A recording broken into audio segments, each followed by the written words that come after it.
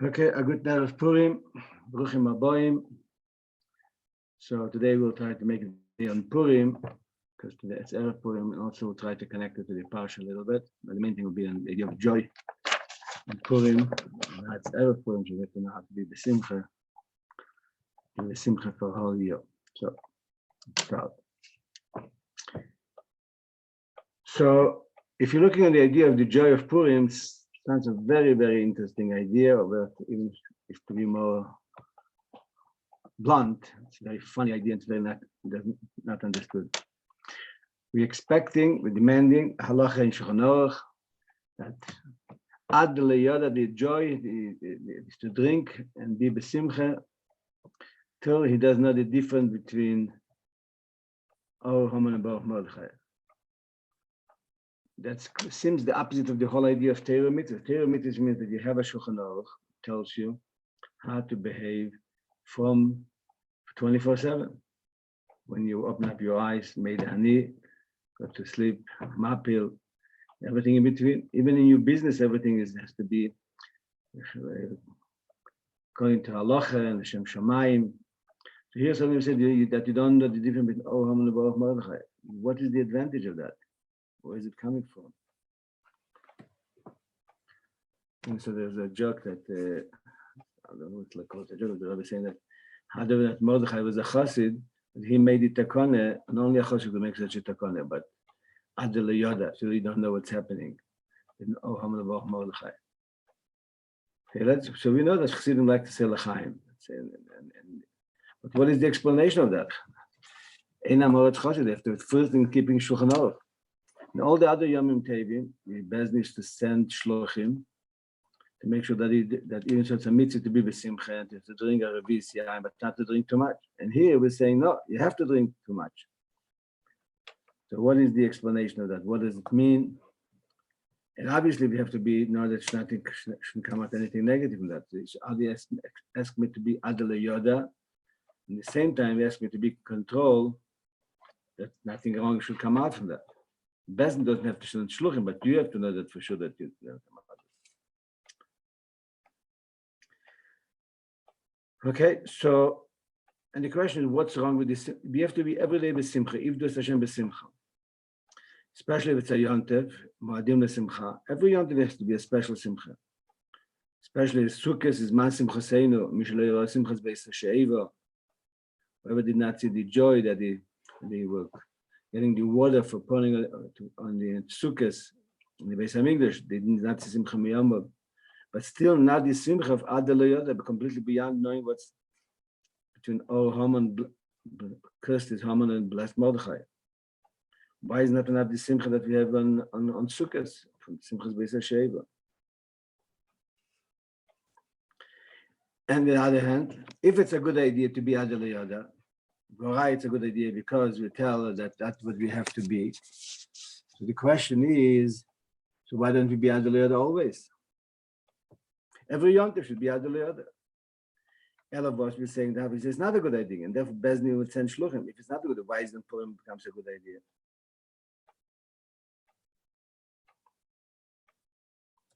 So basically, we ask, what is the uniqueness? What is the greatness? Why and how come that here is there's such a special idea of Adel Yoda? So the truth of the matter is, so before we can be able to explain that, we have to understand the whole idea of joy. What makes a person happy? And bigger happy, and greater happiness. And what makes a person unhappy? Why are so many people not happy? They're saying that a lot of people are not happy. And also you have to understand, just putting question and just to open the idea more, to be able to understand a little bit. Why is it so hard to be besimcha? To be done is easy. There's some people by nature they are very happy-go-lucky, but still I'm not sure that's considered happiness, but could be, let's assume that some people, but generally it's not easy to be besimcha and it's easy to be not besimcha.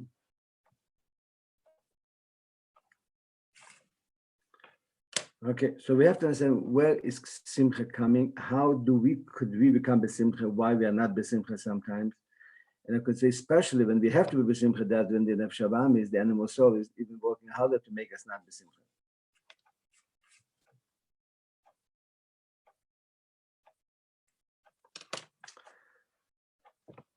Okay. So let's say people want to be happy. They want to be happy. So therefore, if you would have win the lottery $5 million, $10 million, whatever, or more, he'll be besimcha. If he has a shtickle challenge, he's really upset. He's not besimcha. Why does, when he has what he, so when he's missing parnasa, then it's not only this, so it's pressing him, it's hurting him because he needs the money to pay the accounts and it doesn't have. But if he's not in such a situation, he pays bills. The should be besimcha. So we see still not, but he thinks if you'll win the lottery for $5-10 million, or you make a good deal in business, a few good deals, and make a few $1 million, then he'll be besimcha. Wife makes you besimcha. It's a good thing, but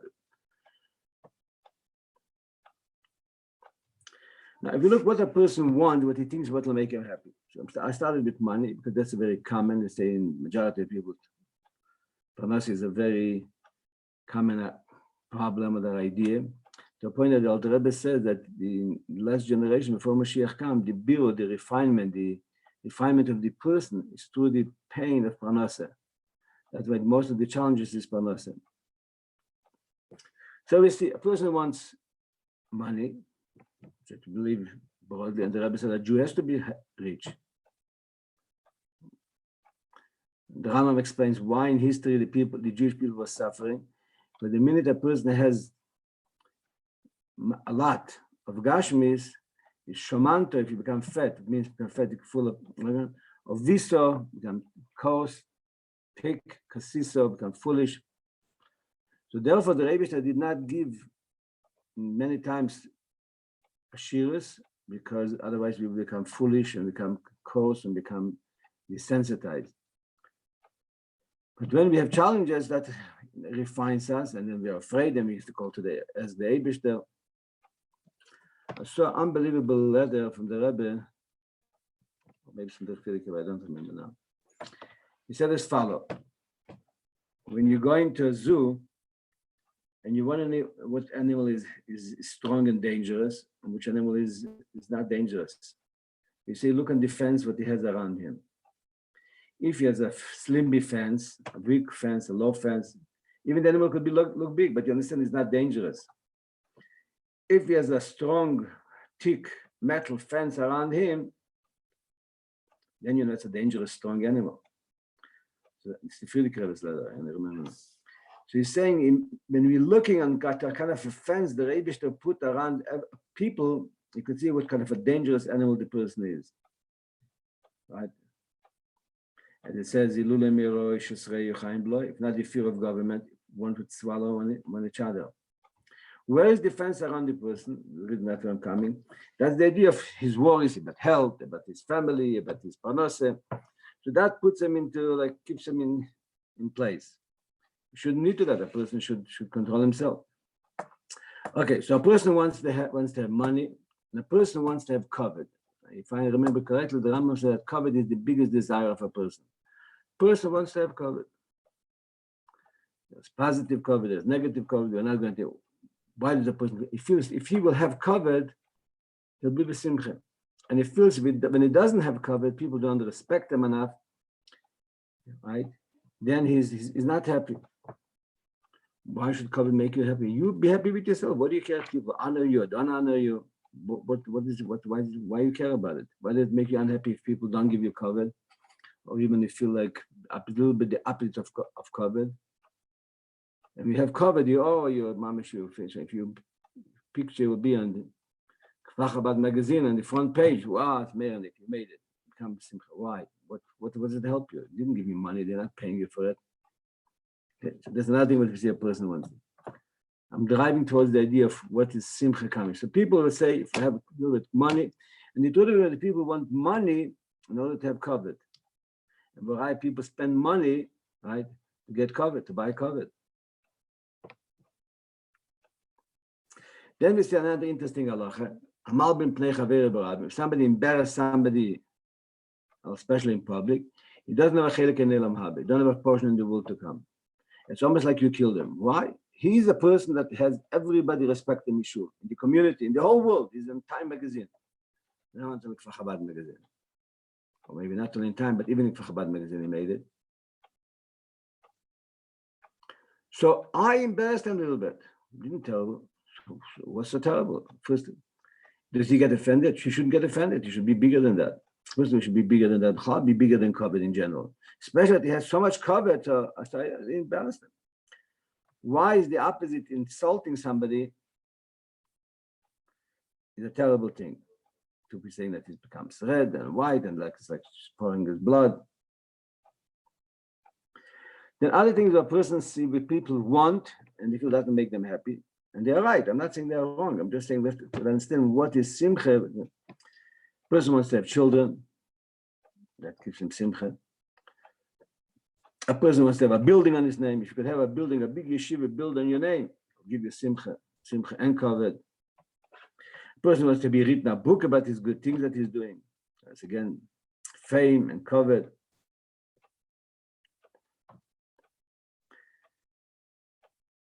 It happened practically, but let's talk about theoretically. Person comes and says, I want to commit suicide. What's your problem? You have panas, plenty, yeah. What is the problem? Nobody likes me. I said, what do you care if somebody likes you or not? Have fun in your life. You have enough money, go on vacation, go on a yacht, buy a yacht, whatever you want to do. But nobody likes me. Is life, why do you need somebody to love you? You know, everybody in all these books of marriage and counseling, think a person should be loved. Why? So you could say, okay, it's a natural thing that he needs to be loved. But you're asking why? Why do you need to eat? Because that's the nature that if you eat, you could live. So the nature that he needs spiritual food, that he needs to be loved. But maybe there's something deeper here. And when a person is loved, he's happy. That makes him happy. And if he's not loved, if he's disliked, then he's not happy. Friedrich writes also that when a person goes in the street and his mind is troubled, his problem is panas, his problem with his children, his problem with his shalom bayis, whatever, not say big or small, whatever it is. And he's in a very bad mood, he's very down, feels very bad. And then he sees a very, very good friend, a real good friend. He meets in the street. He'll forget about all his stories and become besimcha. The guy, your friend, is also not, he cannot help you too much about his problems. Just he's a very good friend of you, you know, he really cares for you. How come you become besimcha? You become besimcha, you become happy, you forget about all your sorrows. Why? All your sorrows remain exactly the same thing.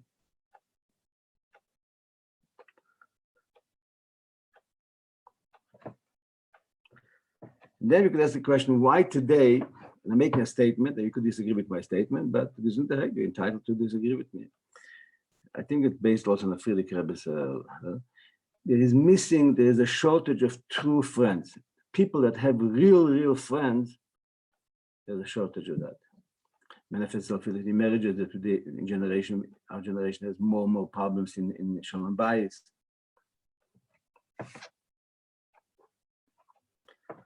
And then if we'll have time and remember, we'll try to bring a connection from the Parsha a little bit with the idea of Simcha. So but now Purim, we have to be with Simcha, and Erev Purim, that's why I'm recording it a little bit earlier on Tiny Sester, to be able to be with Simcha. So I would like to suggest as follows. A person is not happy, not because of what's happening to him, as how he's interpreting what's happening to him. Because it says, if he's happy with his lot, doesn't make a difference how much he has. Could be even short in parnasa. And if he could be sameach bechelke and be happy, how could he be happy if he has problems with Parshas, has challenges of paying his bill? How could he?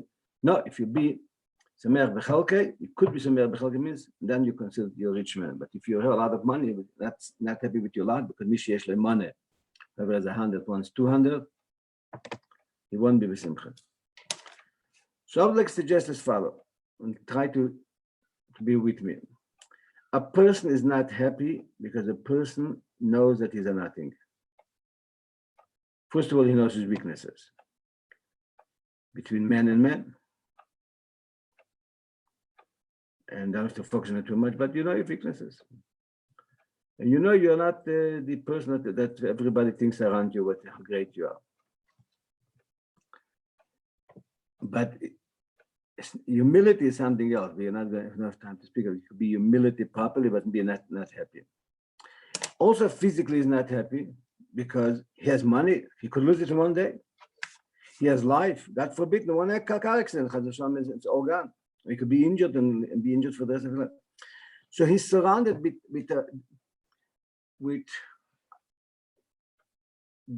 weaknesses, and he's like a nothing. Today you're here, tomorrow you're gone. If not tomorrow, even the age of 120, you're gone and finished. So that's why a person is not happy because he feels that he's nothing, especially if he has problems in Parnasa, for example, or in health. The reason he's not happy is not so much the problems of Parnasa. The reason why he's not happy because the problems in Parnasa, I'm a nothing, that's why the Rebbe doesn't love me so cold. Therefore, I have problems in Parnasa. In other words, he interprets the problem that he has problems. The world is telling you that you're unvalued, you're nothing. I was speaking to a friend of mine. So we were talking about, imagine you have exactly the same life that you had till today, but you would be worried less. It would be a good life. We wasted of worry for all the time that made it unhappy. So again, therefore a person thinks, if I'll have a few $1 million, that means I'm somebody. Right, the Rebbe gave me the money. Then he becomes the simcha not because of the money so much, more the symptom that this money tells him that is important. The fact that he could buy a nice fancy car, a nice fancy house, and a nice fancy suit, and a nice fancy watch that could show everybody that he has a Rolex, that makes it that he's a somebody.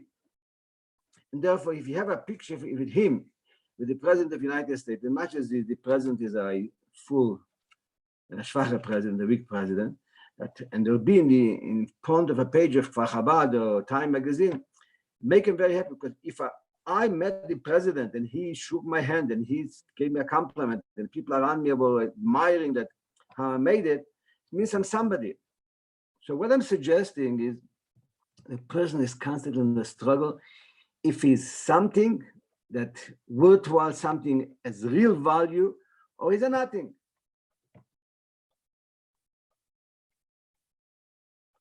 Therefore, I would say one of the reasons of simcha, to be besimcha, is not only if I'm a nothing. If I'm a nothing, the person next to me is also a nothing. And then the whole world is nothing. If the whole world is nothing, so I'm living a life of nothingness. So how could it be besimcha?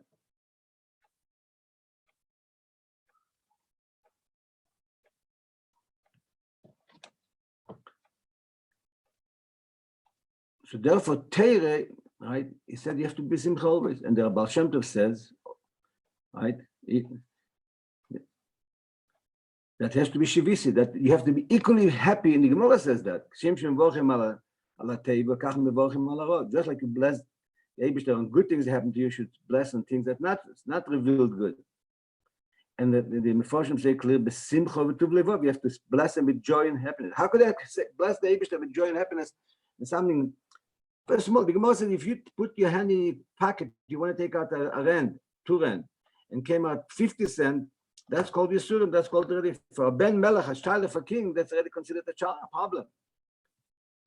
How could a person be happy if things are not working relatively what he would think would be good? He doesn't expect to be a bit face whatever, but he wants to have better in health, and better in Parnasa, and better in Shalom Bayis, and better with Nachas with kids, and better healthy kids. Baruch Hashem, it's good, but he wants it to be better. And it's in all the challenges. How could he be happy simcha?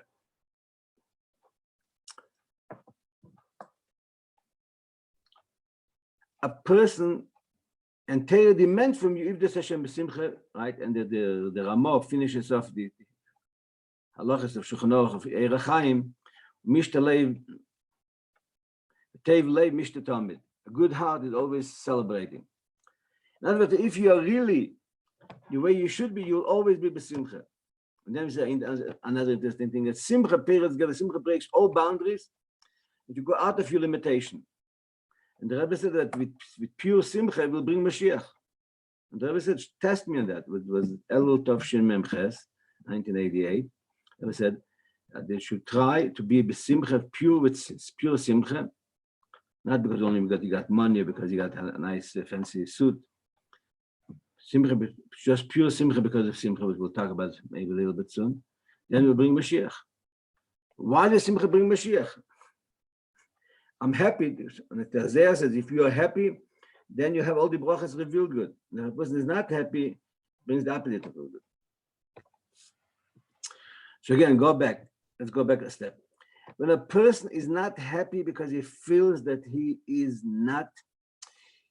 deserves more, he feels that the situation is telling him that is not important, is not something. But when you give him covet, then if everybody's saying that I'm a great person, probably I am. So now I am something. I'm a real great person. Then that makes him besimcha. But what happens 5 minutes later, or if he's slower, take him 5 hours later, or even very slow, take him 5 days or 5 weeks or 5 months or 5 years.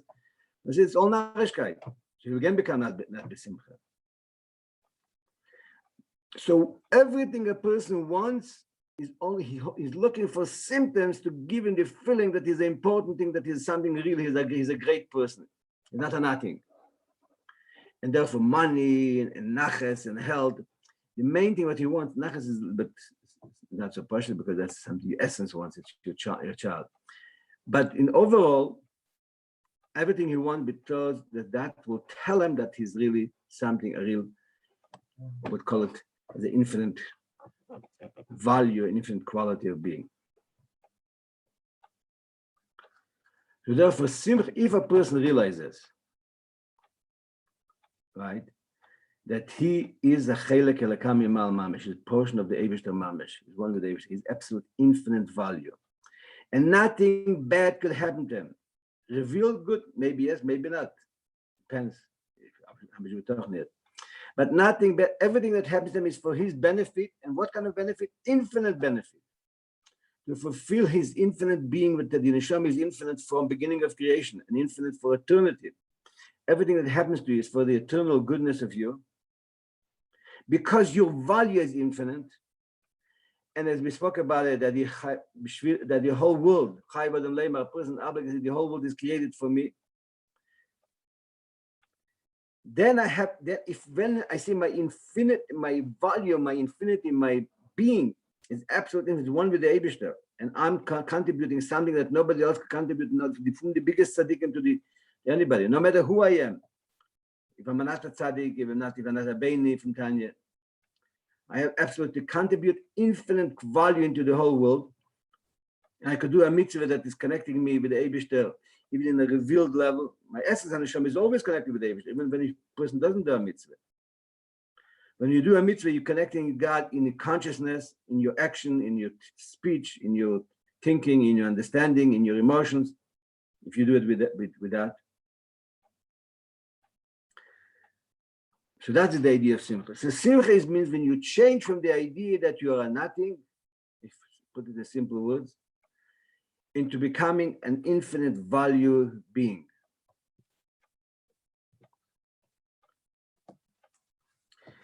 Therefore, as we said, there is the commandment that you have to serve the Eibishter with joy. And you have to be besimcha always.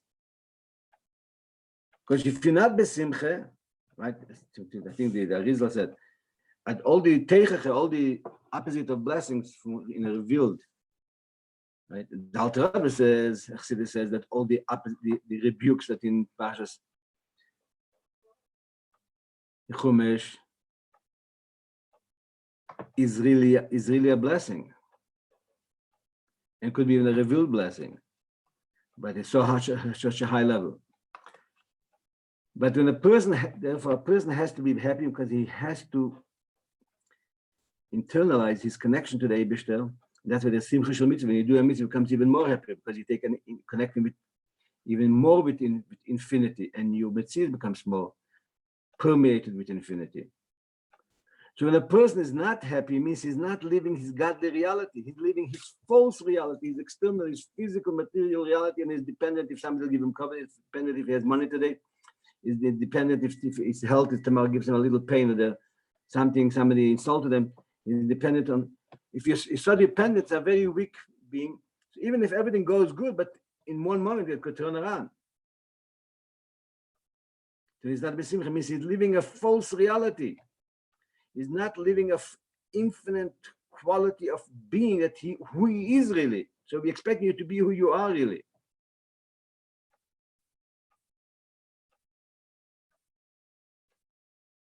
So basically, what you're doing, in other words, it says, Hashem said, look, I put in front of you life and goodness, and death and bad. So Chassidus explain what does it mean. If you're looking at everything, the godliness of it, a physical thing, a piece of food. If you look at the spark of godliness is that, if you look at yourself, the neshama that you have, if you look at another Jew, the neshama that he has, so you're living an infinite quality of life. You are infinite, your friend is infinite, and the food that you're eating is an infinite accomplishment. You say a bracha and you're elevating this, and you're using the strength from the food to serve the Eibishter. But when a person is completely focused on physical things, external things, shallow things, it's mavis v'ra, it's dead and it's bad. Why? Because it's doesn't exist forever, doesn't exist even for a long time. It's a very short time existence. Something that is short existence and it's a weak existence and a shallow existence, external existence, it disappears, then it's mavis v'ra. Therefore, let me go back to some of the questions we said. How come if a person sees a good friend, it becomes good to him? Because if I have a friend, that somebody that loves me really, honestly, deeply loves me, means that I'm a something. And because a person is a something, and if he could love me,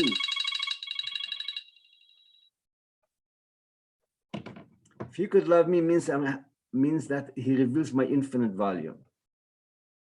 Because for the fact for him to love me, he has to be connected with infinite value.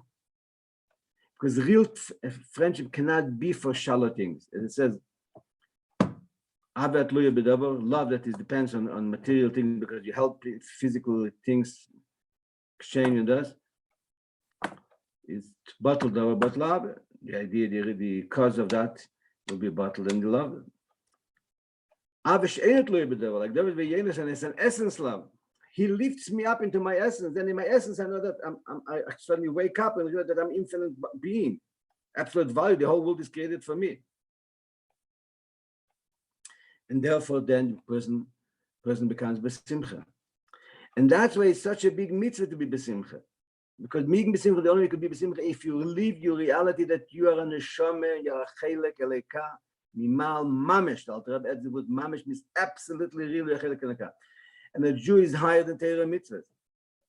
And the Torah mitzvahs that you're doing is doing to help you to be even in your thought, speech, and action, and your logic and emotion to connect in the external level of you, also to connect with the infinity of the Eibishter. But the essence of a Jew, it says in Tonet Ve'Eliyahu, right, that the world is created for Torah and for Jewish people. And Eliyahu says, who is higher but Torah or the Jewish people? It says, Jewish people are higher because the whole Torah is Tzav is Bnei Yisrael, as we said, our Parshas, Tzav, connect, command Eden, connect Eden. So therefore, we're saying is Purim is where a Jew has the ability, because the whole Jewish nation had Mesiras Nefesh. The only time in Jewish history that every Jew on the face of the world had self-sacrifice for his Yiddishkeit. So that means it was the biggest revelation of the Etzem HaNeshama. So Purim, when you reveal the Etzem HaNeshama, you have now what you don't have to limit it to your consciousness, to your. You have to go to a level beyond Adel Yoda. You don't know because you're controlled completely by Etzem HaNeshama. Not only everything will be good and nothing wrong will come out of it. The goodness is in the quality of Adel Yoda.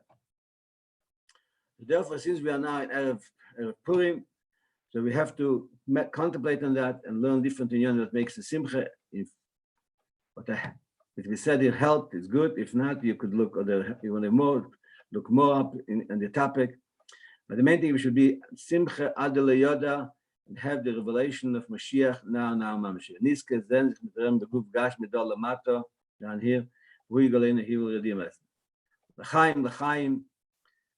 Purim Sameach, and as the Rebbe has many times, and turn it happy for eternal materially, eternal time, space, and in spiritual. Mashiach now, call to.